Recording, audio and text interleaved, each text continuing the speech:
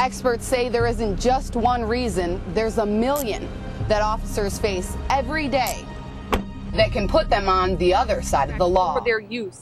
So hopefully by the end of tonight's meeting, they'll be able to figure out how to service that area. The top, middle, and bottom, where freezing wind can attack it from any angle. The holiday lighting might add a little something to your season. Firefighters want to remind you not to leave them lit when you leave. Many Georgians were out on the road, heading out or heading home. And depending on where you were going, your travel experience may have been very different. Police scoured what was left of the scene of a South Albany shooting, looking for more evidence that would explain why 53-year-old Bobby Lee Clay Minor was killed. I wouldn't even know. I really wouldn't.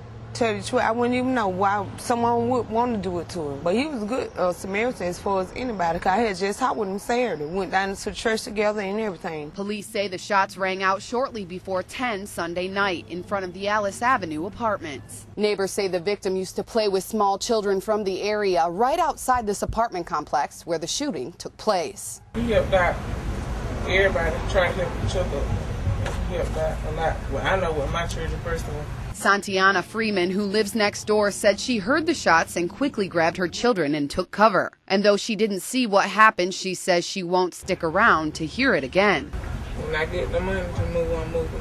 Albany police refused an on-camera interview, but did say in a press release that the shooting is being considered a homicide. What do you think of this South Albany shooting? Tell us at My Southwest. The Dougherty County Sheriff's Office uses a program they call run and gun training, a realistic scenario of movements and tactics that puts officers in a high-stress situation. I holler at them, this, that, and the other, to induce stress, to keep that heart rate up, to keep them where they're not thinking as much. I want their minds running 1,000 miles an hour. In a bad situation like that, that's what's going to happen. The targets are changed after every shooter, making it harder for them to decide who's friend and who's foe. It's repetition.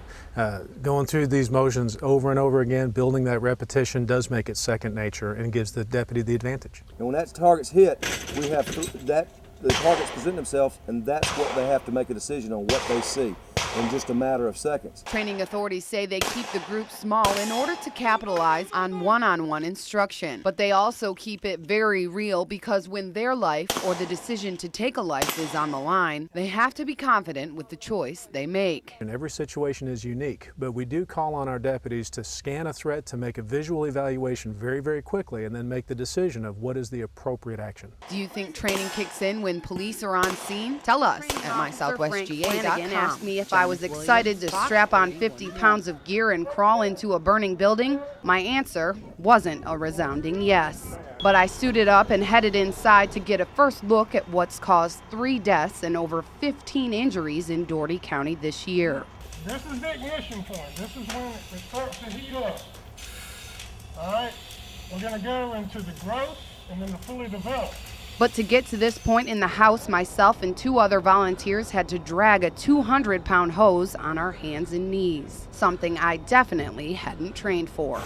Yeah, this is really strong. It's like kicking me back. This is our thermal imaging camera. It's already starting to reach up around 500, 600 degrees. Over on the floor, it's 300 degrees. Firefighters say when it comes to a structure fire, smoke is always more of a problem than flame. And 10 feet could mean the difference between 200 degrees and 1,000.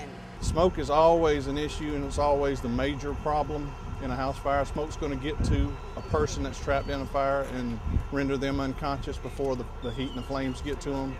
So when we go in, that's why we know we got to stay low, follow a wall, make sure we have a pattern when we search the building, and try to get to the scene of fire as quick as possible or find a victim. But half of home fire deaths occur in residences without smoke alarms, which leads firefighters to put themselves in the homeowner's position. Hopefully the family has smoke detectors and they've already alerted them to get out of the house. People are creatures of habit.